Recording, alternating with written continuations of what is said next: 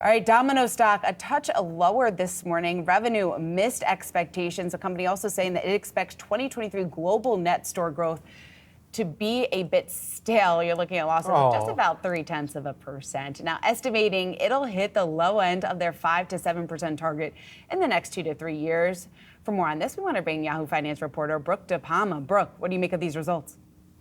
Good morning, Shauna. Well, the call is still going on, and the company really weighing in on this new promotion that they have about emergency pizza, or basically it's a big loyalty play that comes as they continue to try to drive sales here in the U.S. We did see that top line miss on revenue due to that weaker domestic franchise same-store sales as we continue to try to move forward past the pandemic. In addition to that, they also saw a hit on supply chain revenue due to a decrease in the company's market basket pricing to stores and lower order volumes during that third quarter. Now, here in the U.S., price increases across the U.S. system were up 3.2%. So those higher prices perhaps hitting the company as well, but they are lapping that mix and match pricing change that they introduced back in October 2022. And so perhaps some insight there. But that net unit growth there, really something that Wall Street is keeping a closer eye on.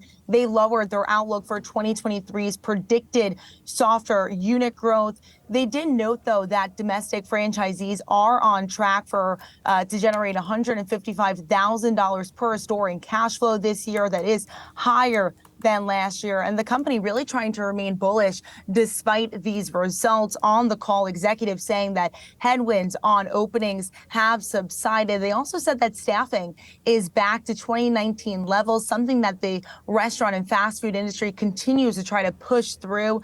They said that the build cost that was up 20% since 2019 is now coming in at a similar level, but that is now flattening. And so lots of momentum building into the back half of the year, but Domino's Pizza is still trying to push through some headwinds here. Okay, so Brooke, one of the headwinds that several companies like McDonald's, Pepsi, even Domino's have to try and push through and more. They've mentioned Ozempic and other appetite-suppressing drugs and how that might hurt their bottom line. Did Domino's have to say anything about that? I mean, if you've been on Ozempic, I guess not even some garlic sauce to go with your pizza could entice you to have some.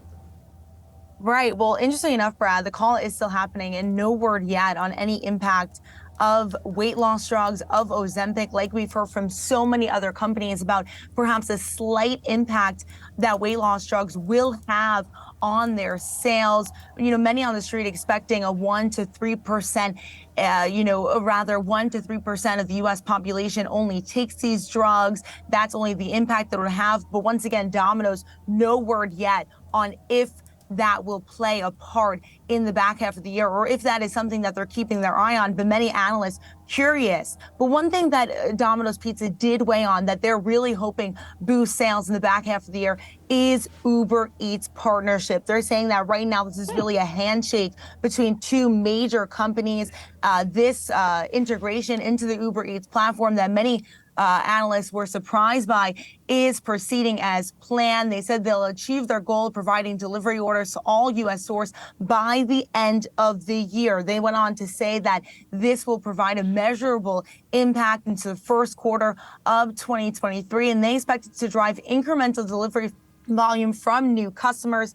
And one thing that is really interesting here is the company, the CEO said on the call that for the best value, for the best prices, you have to go to Domino'sPizza.com. This Uber Eats customer is going to be an entirely new customer, but this, once again, it is going to proceed as planned. They plan to move to new markets in the next few weeks, including Houston, Texas, Miami, Detroit, and Seattle in both corporate and franchise stores. But he said this is really a pilot. They're not doing any marketing around it, but they do expect that this will drive volume, this will bring in new customers, and they are going to get a premium price from this partnership with Uber Eats. But I'll stay tuned and I'll keep a lookout to see if you mention anything on those weight loss drugs.